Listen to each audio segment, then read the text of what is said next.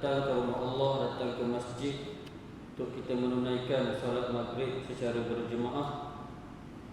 Dan kita akan menyambung pengajian kita daripada tafsir surah Yasin. Selawat dan salam kepada junjungan besar Nabi Muhammad sallallahu alaihi wasallam.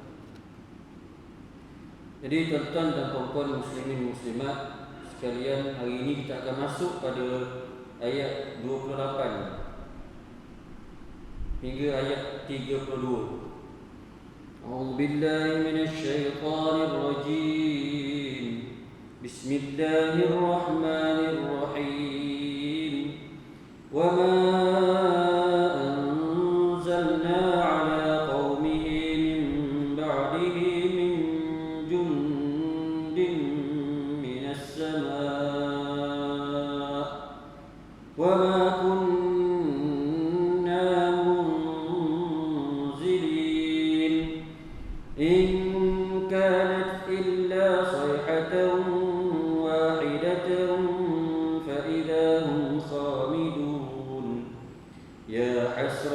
على العباد ما يأتيهم من رسول إلا كانوا به يستهزئون ألم يروا كم أهلكنا قبلهم من القرون أنهم إليهم لا يرجعون وإن كل لما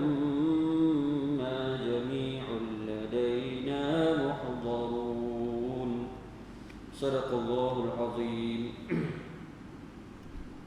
Baik tuan-tuan dan puan-puan muslimin muslimat, alhamdulillah kita akan menyambung ayat 28 hingga ayat 32 yang merupakan pelengkap ataupun penyempurnaan kepada kisah yang telah kita bincangkan dalam surah Yasin bermula ayat 19 sehinggalah ayat yang ke-27. Sebagaimana yang kita bincang pada pertemuan yang dulu. Pertemuan yang dulu ni tuan-tuan, dulu tu macam lama sangat tau. Ingat tak tahulah kan. Jadi saya buat saya review balik, rewind balik. Yang kita bincang dulu ialah tentang satu kisah yang Allah datangkan dalam surah Yasin. Mula-mula Allah turunkan, Allah utuskan seorang rasul kepada penduduk Antakya. Kan? Ayat yang ke-19 Allah kata apa?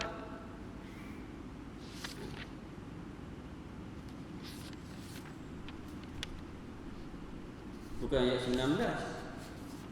Ayat 13. Itu dia.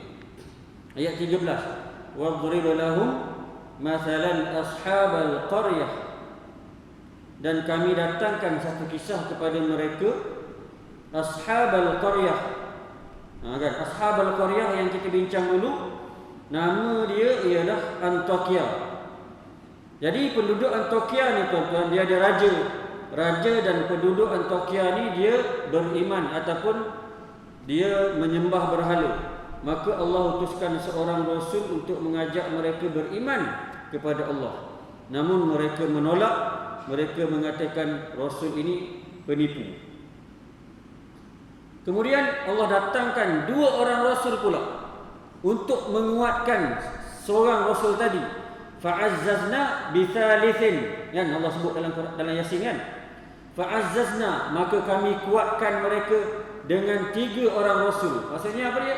Allah datangkan lagi 2 orang. 2 orang rasul menguatkan dakwah rasul tu tadi. Namun penduduk Antakya ni tuan-tuan, dia tetap dengan pendirian mereka menolak dakwah 3 orang rasul ini, tidak mahu beriman kepada Allah dan mereka terus menyembah berhala. Berbagai tuhmahan, bahkan mereka menangkap, mereka caci, mereka maki 3 orang rasul tersebut. Kemudian ada riwayat mengatakan mereka memenjarakan dan menyeksa 3 orang rasul itu. Mereka mengugut 3 orang rasul itu. Mereka menuduh penyebab kepada bala yang datang adalah 3 orang rasul itu. Jadi bila berlaku begitu tuan-tuan, maka Allah datangkan pula seorang lelaki. Kan? Wa jaa min aqsal madinati rajulun yas'a. Allah kata, dan telah datanglah seorang lelaki dengan cepatnya, dengan tergesa-gesa. Kan?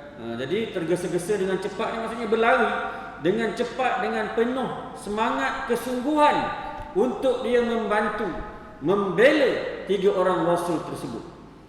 Nama dia siapa tuan-tuan? Kita dah sebut dulu, nama dia Habibun Najjar. Jadi Habibun Najjar ni tuan-tuan, lelaki yang datang daripada hujung kampung. Dia ni dah beriman kepada Allah. Dia dah beriman kepada Allah. Bahkan ada ulama tafsir mengatakan Habibun Najjar ni dia beriman kepada Allah, dia beriman kepada Nabi Isa, dan juga dia mempercayai, dia beriman akan Nabi Muhammad sallallahu alaihi wasallam. Orang yang beriman kepada kitab Injil, dan orang yang beriman kepada Nabi Isa confirm akan beriman ataupun mempercayai kedatangan Nabi akhir zaman, iaitu Nabi Muhammad sallallahu alaihi wasallam. Itu Habibun Najjar.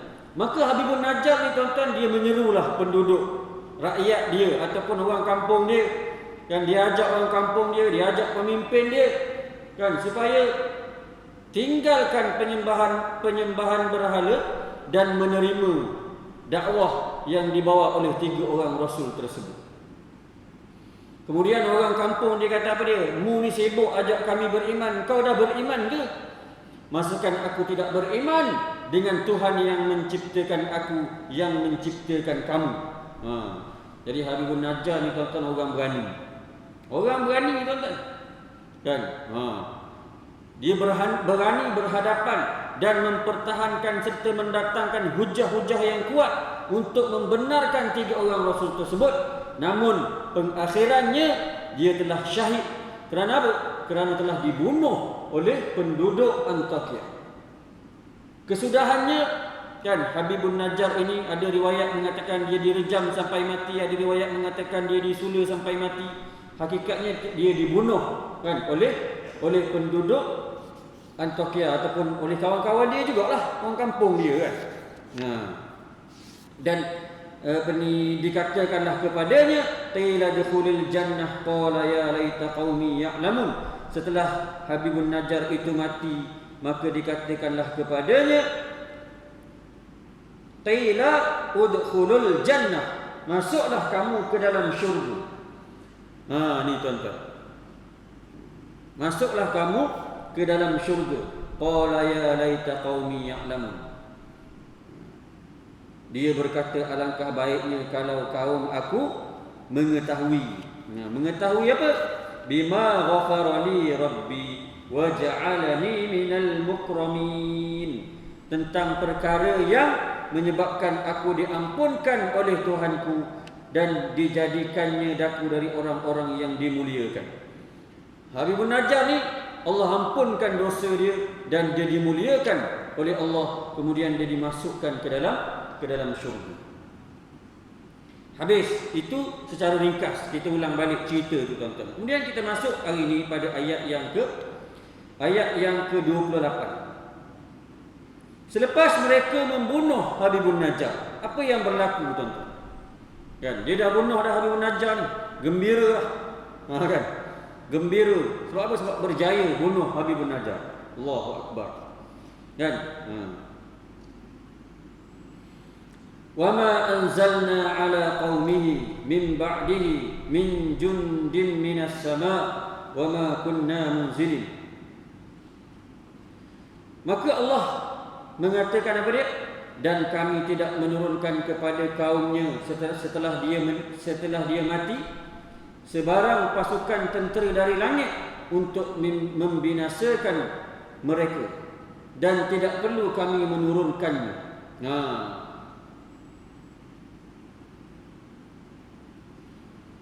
Jadi Allah yang Maha Perkasa ni tuan-tuan, walaupun penduduk Antakya ni, kan, ada riwayat mengatakan penduduk Antakya ni tuan-tuan orang-orangnya gagah, orang-orangnya kuat, kan, tubuh sasa.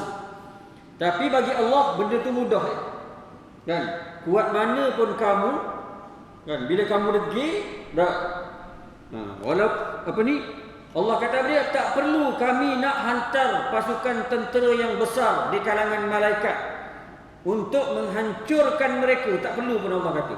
Wa ma anzalna ala qaumihi min ba'dihi min jundin minas sama, tentera daripada langit. Allah kata tak perlu. Tak perlu nak hantar malaikat ataupun tentera malaikat daripada langit untuk hancurkan penduduk Antakya. Wa ma kunna munzilin, dan tidak perlu kami menurunkannya. Allah kuatkan lagi. Allah kuatkan lagi, memang kami tak perlu lah. Tu dia Allah bagi tahu dah.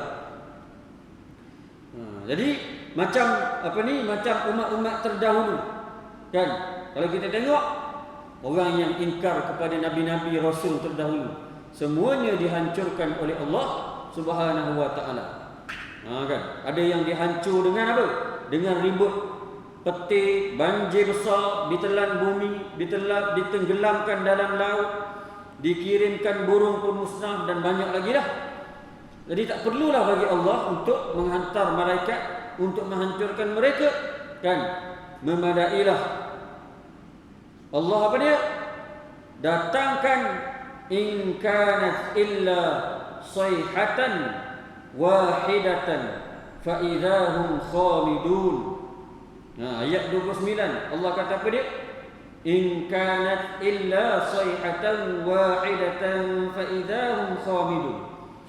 Kebinasaan mereka hanyalah dilakukan dengan satu pekikan yang dahsyat, maka dengan serta-merta mereka semua sunyi sepi, tidak hidup lagi. Fa idahum khamidun, sunyi sepi, mati. Jadi Allah turunkan apa dia? Allah turunkan sayhatan wahidatan. Sayhatan wahidatan ni apa benda tuan-tuan? Tak. Jadi disebut sini oleh kerana perbuatan mereka yang melampau itu, maka Allah percepatkan azab ke atas mereka. Tidak perlulah Allah mengirimkan satu pasukan tentera yang besar di kalangan malaikat untuk membinasakan mereka, tetapi memadai dengan satu pekikan yang dahsyat. Ulama mengatakan ia berlaku pada hari ketiga setelah mereka bunuh Habibun Najjar. Ada ulama kata hari ketiga Allah datangkan azab, hari ketiga selepas dia bunuh. Ada juga ulama tafsir mengatakan pekikan yang dahsyat ini datang kepada penduduk Antakya sejurus selepas mereka bunuh Habibun Najjar. Maksudnya lepas dia bunuh Habibun Najjar, terus Allah turunkan azab. Kan? Ada riwayat kata begitu, ada riwayat kata 3 hari selepas tu. Wallahu a'lam. Sayhatan wahidatan, satu teriakan atau jeritan atau letusan suara yang menggempakan bumi, yang sangat dahsyat, keras, menggerunkan serta menakutkan, sehingga orang yang mendengarnya akan terus mati bergelimpangan. Allahu Akbar. Itu dia tuan-tuan, azab yang Allah timpakan kepada penduduk Antakya bila mana mereka menolak 3 orang rasul, kemudian dia bunuh Habibun Najjar. Kan? Habibun Najjar ni kampung dia juga. Dah. Ahli JKK. Tu dia. Dah. Ahli khairat kematian kampung tu juga. Dah contohlah. Kan? Tapi nak ceritanya sebab tak puas hati, tak suka, kan, tak nak terima kebenaran, masih kerah hatinya, degil, kan? Maka dia bunuh Habibun Najjar, maka Allah turunkan satu pekikan yang dahsyat. Sesiapa yang mendengar suara itu on the spot. Itu dia ayat dia tuan-tuan. On the spot. Okey, dengar je mati. Allahu Akbar. Tak sempat nak buat apa lah. Ibnu Abbas, persoalan yang timbul, dari manakah datangnya suara jeritan dan teriakan yang keras itu? Yang pertama, Ibnu Abbas dan As-Suddi mengatakan tempikan dan teriakan yang dahsyat itu datangnya daripada malaikat Jibril. Wallahu a'lam tuan-tuan. Ini pandangan ulama. Yang kedua, Ibnu Jarir mengatakan Allah menurunkan teriakan itu daripada langit. Ada 2 pandangan. Satu kata suara ataupun teriakan yang keras itu datang daripada malaikat Jibril. Yang kedua, Allah turun daripada langit.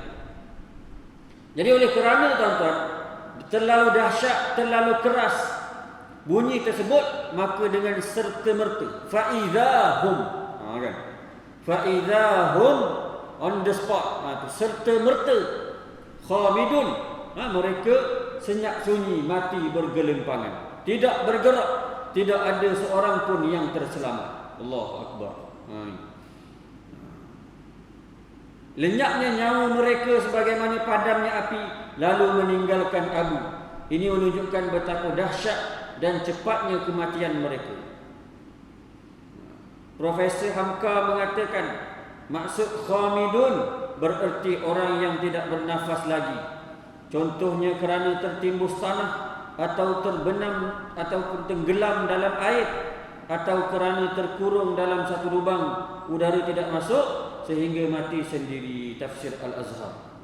Nah, itu dia tuan-tuan balasan bagi penduduk Antioquia. Memang tuan-tuan, kalau tuan-tuan buka dekat internet, kan, tuan-tuan cari Antioquia, kan, tuan-tuan akan jumpa Antioquia. Antioquia ni riwayat mengatakan, saya dah sebut dah dulu, riwayat mengatakan di satu tempat, satu bandar dan satu daerah yang dulunya duduk dalam negara Syria. Namun berlaku perubahan geografi selepas peperangan kedua. Antioquia ni dia masuk dalam negara Turki hari ini. Dalam negara Turki, jauh daripada Istanbul tu jauh. Kan? Dan dekat Antioquia ni tuan-tuan memang ada Masjid Habibun Najjar. Dan ditempatkan di dalam kawasan masjid itu makam Habibun Najjar. Makam ataupun kubur Habibun Najjar. Jadi riwayat kata kat situlah berlakunya peristiwa ini. Peristiwa ini berlaku tuan-tuan, riwayat mengatakan pada zaman Nabi Isa alaihissalam. Jadi Allah datangkan kisah ini kepada siapa? Kepada Rasulullah, untuk kisah ini dibacakan kepada orang Arab Quraisy. Kan, rentetan daripada beberapa ayat yang Allah turunkan pada awal surah Yasin. Sawa'un alaihim a'anzartahum am lam tunzirhum la yu'minun. Kan, Allah kata perangai orang Arab Quraisy ni tuan-tuan, sawa'un alaihim a'anzartahum, sama saja andai kamu beri peringatan kepada mereka, am lam tunzirhum, ataupun kamu tidak beri peringatan, la yu'minun, mereka tetap tidak mahu beriman. Jadi perangai orang Arab Quraisy ni dia kerah hati tuan-tuan. Kerah hati, degil, dak, babi, tambah satu lagi. Jadi penduduk Antioquia ni sama, sembah berhala, degil, tak nak dengar cakap, dak. Kan? Kejam tak kejam, zalim tak zalim, bunuh kawan sebab ajak dia ke arah kebaikan. Kan? Akhirnya Allah turunkan bala. Allah turunkan satu petikan yang dahsyat menyebabkan mereka mati, tuan-tuan. Jadi kisah ni Nabi baca kepada orang Arab Quraisy supaya orang Arab Quraisy ambil pengajaran. Kalau mu tak ikut juga, mu tak mau dengar cakap aku, mu tak mau dengar ayat Quran, tak nak beriman pada Allah, tetap nak menyembah berhala, mungkin kamu juga akan diazab oleh Allah Subhanahu wa taala. Tapi tuan-tuan, orang Arab Quraisy ni, Allahu Akbar. Nanti kita bincang lagi tuan-tuan. Kita bincang lagi pada ayat-ayat yang seterusnya, yang Allah ceritakan lagi sifat, tingkah laku, perangai orang Arab Quraisy ni tuan-tuan. Allahu Akbar. Kemudian ayat yang ke-30. Ya hasratan 'alal 'ibad ma ya'tihim min rasulin illa kanu bihi yastahzi'un. Sungguh besar perasaan sesal dan kecewa yang menimpa hamba-hamba yang mengingkari kebenaran. Ma ya'tihim min rasulin illa kanu bihi yastahzi'un. Tidak datang kepada mereka seorang rasul melainkan mereka mengejek-ngejek dan memperolok-olokkannya. Ayat ni adalah peringatan daripada Allah. Dan bahawa pada hari kiamat nanti,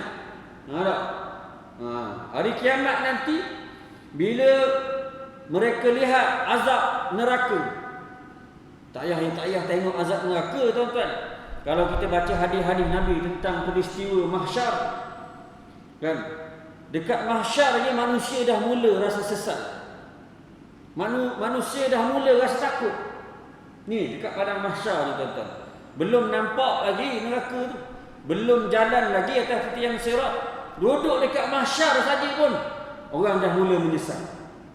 Kan, sebagai contoh yang Nabi sebut dalam hadis, kan, Nabi kata dekat padang mahsyar nanti manusia yang dibangkit daripada kubur semuanya akan bertelanjang bulat. Telanjang berlaku, tuan-tuan.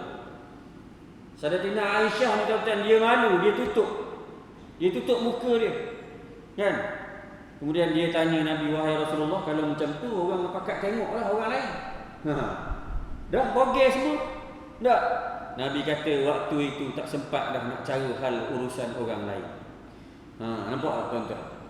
Nak cerita sampai tahap tu. Walaupun semua tak berpakaian, tapi masing-masing tak sempat nak tengok orang lain. Masing-masing semua bimbang dengan nasib urusan masing-masing pada waktu itu. Tak tahu keadaan macam mana. Tuan-tuan. Ada riwayat mengatakan, tuan-tuan, lepas bangkit daripada kubur tu, tuan-tuan. Ni pun ada juga dalam surah Yasin ni, tuan-tuan. Allah cerita tentang bangkit daripada kubur, tentang mahsyar ada. Kan? Bangkit daripada kubur, kita bangkit, tuan-tuan. Belum bangkit itu terus dekat pada mahsyar, tak? Kena berjalan. Ada yang jalanlah. Ada yang berlarilah. Ada yang melangkah-melangkahlah. Kan? Sehingga Nabi sebut dalam hadis, ada yang berjalan dengan mukanya sendiri. Berjalan nak pergi padang mahsyar tu, tuan-tuan, berjalan dengan muka. Nabi pelik, tuan-tuan. Nabi tanya Rasulullah, wahai Rasulullah, berjalan dengan muka? Tak? Pelik lah. Kan berjalan dengan kaki, logik kita berjalan dengan kaki lah. Macam mana nak berjalan dengan muka? Nabi kata apa dia? Bagaimana Allah boleh menjalankan kamu dengan kaki, maka Allah juga boleh menjalankan kamu dengan muka. La haula wala quwwata illa billah. Itu dah nampak dah nasib masing-masing, tuan-tuan. Itu dah nampak dah. Belum hisab lagi, tuan-tuan. Jalan pergi pada mahsyar, sampai dekat pada mahsyar, riwayat mengatakan 50,000 tahun. 50,000 tahun, tuan-tuan, tunggu. Duduk pada mahsyar, nak tunggu hisab 50,000 tahun. 50,000 tahun akhirat, tuan-tuan. 50,000 tahun akhirat. Sama dengan apa? Satu hari akhirat sama dengan 1000 tahun dunia. Satu hari akhirat 1000 tahun dunia. Tunggu nak hisab dekat padang mahsyar 50,000 tahun akhirat. 50,000 tahun akhirat kira berapa? Sehari akhirat 1000 tahun dunia. Ni 50,000 akhirat. 50,000 tahun, bukan 50,000 hari. La haula wala quwwata illa billah. Tuan-tuan, bila begitu, tuan-tuan, kan, tengok ayat ni. Datanglah perasaan sesal, kecewa yang sangat besar dalam diri hamba-hamba Allah. Ya hasratan 'alal ibad. Allah kata, kan? Ya hasratan 'alal ibad. Al-hasrah itu membawa manusia menanggung penyesalan yang dahsyat yang tidak ada kesudahannya, sehingga hatinya sentiasa berada dalam keadaan sesal dan kecewa. Duk rasa sesal, kecewa tak sudah. Tuan-tuan bayang keadaan orang yang sentiasa, orang yang kecewa, orang yang menyesal. Macam mana keadaan dia? Menyesal, kita nampak tu menyesal sebab dunia. Kan? Sebab apa? Sebab tak jaya periksa, menyesal betul lah aku tak buat sungguh-sungguh. Tak, contoh. Sebab tak berjaya dapat projek contoh, menyesal betul lah aku tak buat betul-betul. Menyesal tak sudah. Itu menyesal dunia. Ini menyesal ke akhirat, tuan-tuan. Macam mana agak-agak? Allahu Akbar. Al-hasrah ni dia kata apa dia? Penyesalan yang sangat dahsyat. Itu dia. Ibn Abbas mentafsirkan ayat ya hasratan 'alal ibad, dengan makna ya wailan 'alal ibad, dengan maksud ya wail. Wail apa dia? Wail, wailul lil mutaffifin. Itu contoh lah. Maksud dia apa dia? Kecelakaan yang besar bagi hamba-hamba yang menolak kebenaran. Orang yang tolak kebenaran ni tuan-tuan, orang yang tolak kebenaran dia akan menyesal nanti. Pasal apa? Allah akan tanya balik, malaikat pun akan tanya balik, kan? Apakah waktu di atas dunia dulu tidak ada datang seorang rasul menceritakan hal ehwal kebenaran, menceritakan tentang iman, menceritakan tentang Islam? Kan? Waktu tu nak menipu lagi? Tak boleh dah tuan-tuan. Waktu tu menyesal je perasaannya yang ada dalam diri mereka yang menolak kebenaran. Lalu Allah menyatakan sebab berlakunya penyesalan besar itu kerana mereka tidak menerima Rasul dan ajaran Rasul. Bahkan mereka mempersenda, mengejek, menentangnya, sehingga ada di kalangan Rasul yang diseksa dan dibunuh. Ma ya'tihim min rasulin illa kanu bihi yastahzi'un. Kan, tidaklah datang kepada mereka seorang Rasul melainkan mereka memperolok-olokkannya, mereka mengejek-ngejeknya, dan mereka mengatakan Rasul itu gila, mereka mengatakan Rasul itu tukang sihir, mereka mengatakan Rasul itu pendusta, dan berbagai-bagai lagi tuduhan fitnah yang mereka lemparkan kepada Rasulullah sallallahu alaihi wasallam dan juga para anbiya alaihi wassalam yang dulu yang telah berhadapan dengan kaum-kaum mereka. Begitulah sunnatullah tuan-tuan. Orang yang bawa kebenaran pasti akan menerima sebagaimana ujian yang diterima oleh Rasulullah sepanjang zaman. Ni tuan-tuan. Dah. Baru ni tuan-tuan saya nak sebut sikit dah. Kesal pun ada. Tapi tak tahulah yang cakap tu orang betul ke, fake account ke, tak tahu dah. Kan, baru ni masuk berita tuan-tuan. Ni saya nak info sikit dah. Alang-alang mencelup pekasam biar sampai ke pangkal lengan. Bukan nak gaduh ni tuan-tuan. Alang-alang saya cakap ni saya nak cerita lah. Itu maksud dia. Alhamdulillah tuan-tuan, kita baru saja set up dan kita baru saja kita tubuhkan sebuah sekolah menengah integrasi Islam dekat Simpang Semantan tu. Saya ingat mungkin tuan-tuan pun dah tengok poster, mungkin tuan-tuan pun dah tengok ada banner kita gantung. Minta izin JK Masjid ya, ada gantung banner kat luar, jangan cabut. Kemudian baru ni ada masuk berita tu tuan-tuan dekat Sina. Muka saya tu. Tuan-tuan pasang tak pasang? Walaupun pakai niqab ni, pakai mask ni dah. Muka saya. Kena tak apalah. Berita tu keluar dekat Sina tuan-tuan. Tak, saya pun pergi buka Facebook Sina harian tu. Adalah dekat 10 ke 11 orang duk komen. Kan. Tak, apa ni, saya ingat dalam 10 yang komen tu, saya ingat 2 je yang puji. 2 je yang puji kita tubuh sekolah ni tuan-tuan. Allahu Akbar. Hal lain duk maki. Dekat-dekat pilihan raya ni tunjuk dah kerja buat sikit. La ilaha illallah Muhammadur Rasulullah. Dah. Ni kerja wala'un, ni kerja wala'un. La haula wala quwwata illa billah. Pening tuan-tuan. Kalau tengok nama tu Islam lah ke? Tak tahulah fake account ke tak, malah lah nak kaji kan. Saya pun tak ambil part juga. Cuma nak cerita itulah hakikat ni. Nak buat benda baik ni tuan-tuan banyak ujian. Banyak ujian. Kan, kemudian bila kita buat lancar demo. Ni pun saya nak offer juga ni pada tuan-tuan, siapa-siapa yang berminat nak menderma. Kan, kita baru set up, kita nak buat partition, adalah kos-kos yang diperlukan. Kita perlu kepada meja guru, kerusi guru, kita perlu kepada meja, kerusi kelas untuk budak-budak. Kita target tahun ni sekelas je tuan-tuan, satu kelas untuk kita buat dulu. Semiti ni tuan-tuan dekat negeri lain semua dah buat lah. Pahang dia tak buat lagi. Kan? Pahang dia tak buat lagi. Jadi saya sahut cabaran, saya nak buat juga dekat Pahang. Jadi yang kita buat kat Temeloh ni tuan-tuan, first semiti in Pahang. Itu dia nak bagi tahu. Kan, sekolah menengah integrasi Islam yang pertama di Pahang lah. Dekat Sabah dah ada 4 dah tuan-tuan. Sabah boleh ada 4. Kita Pahang 1 pun tak ada, malu. Jadi saya sahut cabaran, kita tubuhkan juga. Jadi kalau tuan-tuan nak menyumbang, boleh berhubung dengan saya, boleh berhubung dengan Ustaz Syukri. Kenapa kita nak buat ni tuan-tuan? Kenapa kita nak buat? Melihat kepada zaman yang serba canggih ni tuan-tuan. Kan kita memang tak mampu nak berlawan dengan mereka. Musuh Islam ni tuan-tuan macam-macam jarum yang dia cocok. Apa benteng kita nak pertahankan anak remaja hari ni? Apa benteng tuan-tuan? Ni, hari ni tuan-tuan sedar atau tidak tuan-tuan? Dekat Pahang saja undi automatik 18 tahun ke atas tuan-tuan. Hampir dekat 150,000 automatik. Orang yang mengundi ni tuan-tuan, dia tahu ke hal ehwal politik? Dia tahu ke? Dia nak undi siapa? Dia tahu tak dia nak undi siapa? Nampak tak tuan-tuan? So ilmu sangat penting untuk bantu mereka. Kan? Ini yang menjadi kebimbangan. Maka kita buat sekolah tuan-tuan untuk melahirkan, walaupun kita start 2022, umur dia 13 tahun, 14, 15, 16, 17, 18 tahun lambat lagi dia nak mengundi tuan-tuan. Tapi takkan waktu 18 tahun baru kita nak start ajar dia tentang Islam.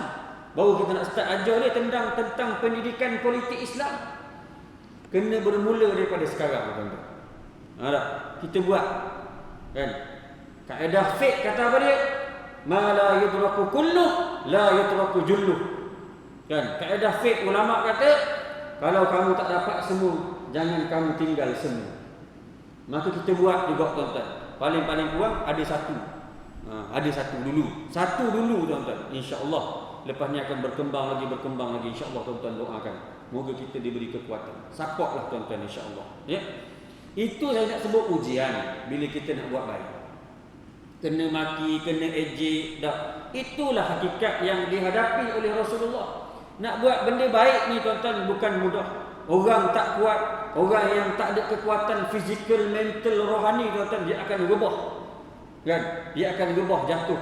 Kenapa? Sebab tak tahan dengan maki, tak tahan dengan cacian. Itulah yang Rasulullah didik, yang Allah didik Rasulullah. Allah tarbiyah Nabi supaya Nabi kuat berhadapan dengan orang-orang yang ada di hadapannya. Begitulah kita tuan-tuan. Nak buat benda baik, kan, nak tegakkan hukum Al-Quran, nak kata awak tu haram. Itu pun banyak lagi cabaran kita lah. Kadang-kadang kita tengok yang Islam tu, kan? Kita tanya dia Islam ke tak ni? Aku sepak engkau kan baru kau tahu. Lah kita tanya je, aku sepak engkau nak tak? Ni saya pernah alami ni tuan-tuan. Kan? Engkau ni bercakap macam bukan Islam ni. Kau nampak ni, aku tampar kan. Marah dia tuan-tuan kalau kita kata dia bukan Islam ataupun kita tanya dia Islam ke tak. Oh, marah dia. Islam lah. Nampak kat penalan ni ada Islam ni. Tu dia tunjuk kat penalan pula tu. Geram betul juga. Tapi bercakap macam orang yang tak yakin dengan Islam. Nampak tak tuan-tuan? Ni kita bimbang ni tuan-tuan. Jadi kita ni kalau Islam kena yakin lah dengan Islam. Kan? Allah turun Quran, yakin dengan Quran. Ni kan nak cakap kebenaran pun takut. Bukanlah saya nak kata saya berani sangat tuan-tuan. Kan? Kita pun ada juga rasa takut. Pasal manusia biasa. Tapi kita cuba sebut apa yang betul, apa yang benar. Tak habis lagi ni bunyi tu. Sikit lagi tuan-tuan. Boleh? Okey. Dia melalui tempat lain gitulah jadi. Kemudian ayat 31. Alam yarau kam ahlakna qablahum minal quruni annahum ilaihim la yarji'un. Tidakkah mereka mengetahui berapa banyak umat-umat yang telah kami binasakan sebelum mereka? Umat-umat yang telah binasa itu tidak kembali lagi kepada mereka, bahkan kembali kepada kami untuk menerima balasan. Nabi baca lagi ayat ni tuan-tuan. Nabi baca lagi kepada penduduk Arab Quraisy, kalau kamu nak tahu kan bahawa sebelum ni dah berapa banyak kaum-kaum yang dibinasakan oleh Allah Subhanahu wa taala sebab mereka menolak menolak wahyu Allah ataupun menolak Al-Quran, Al-Kitab. Kan? Berapa banyak umat-umat yang terdahulu. Itu sebab dalam Quran ni Allah datangkan cerita-cerita ni tuan-tuan untuk beri pengajaran kepada kita. Kan? Walaupun ayat ni turun kepada kaum Quraisy dulu, tapi pengajaran dia tetap juga kepada kita. Kan? Syekh Jalaluddin As-Suyuti sebut dalam kitab Al-Itqan fi Ulumil Quran, al-ibrah bi umumil lafzi la bi khususis sabab. Kan? Pengajaran apa yang Allah turun dalam Quran ini dengan umum lafaz, bukan dengan sebab turun. Kalau kita kata sebab ayat ini turun kepada orang Quraisy, maka untuk orang Quraisy je, bukan untuk orang Malaysia. Itu salah faham tentang Quran. Quran untuk semua sampai kiamat pengajarannya. Dah. Kemudian ayat yang ke-32, wa in kullul lamma jami'un ladaina muhdarun, dan tidak ada satu makhluk pun melainkan dihimpunkan ke tempat perbicaraan kami, semuanya dibawa hadir untuk menerima balasan. Jadi tuan-tuan, manusia ni daripada dulu, daripada zaman Nabi Adam tu tuan-tuan sampai kiamat akan dikumpulkan oleh Allah untuk dibicarakan di hadapan Allah. Semuanya akan hadir, tidak boleh tidak hadir. Mesti. Dia jadi mesti tuan-tuan waktu tu. Ini Allah sebut. Semua sekali akan dikumpulkan di hadapan Allah. Hari ini penduduk dunia berapa tuan-tuan? Penduduk dunia ini berapa? 7 bilion tak? Itu berapa? Kalau tak silap hari 7 bilion. Hari ini saja 7 bilion tuan-tuan. Bapak ramai. Kita pergi waktu haji tu 5 juta penuh. Kan? Tak nampak dah hujung. Mana ni tak nampak? Kalau manusia hari ni 7 bilion, tak nampak lagi lah banyak. Soal ni tuan-tuan, pada masa ni start Nabi Adam, start manusia zaman Nabi Adam sampai kiamat. Kiamat tak tahu lagi bila. Nampak tak? Ni current ni 7 bilion.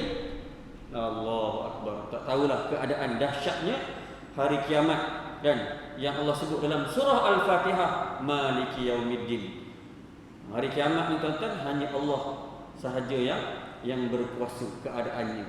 Kan? Macam mana Allah atur kiamat itu, hanya Allah sahaja yang tahu hakikatnya. Kan? Jadi kita doa pada Allah Subhanahu Wa Taala, mudah-mudahan kan kita terus istiqamah dengan Islam, dengan iman. Mudah-mudahan kita terus istiqamah dengan ibadah yang kita buat. Mudah-mudahan iman kita terus, Islam kita terus sampai kita mati, insya-Allah. Jaga tuan-tuan sungguh-sungguh mutiara ini, kan? Jaga, kan? Sebab apa zaman hari ini tuan-tuan berat ujian kita. Zaman depan lagi kita tak tahu. Itu sebab pendidikan Islam sangat penting untuk diberi kepada anak-anak generasi yang akan memimpin pada masa yang akan datang. Jadi saya ingat setakat itulah tuan-tuan pada malam ini sampai ayat 32. InsyaAllah panjang umur, ada rezeki, ada luang, ada lapang, ada kesihatan. Kita jumpa lagi pada pertemuan yang akan datang. Kepada ayat yang berikutnya, ayat 33 dan seterusnya. Mohon maaf atas kekurangan. Aqulu qawli hadza wa astaghfirullahal azim. Assalamualaikum warahmatullahi wabarakatuh.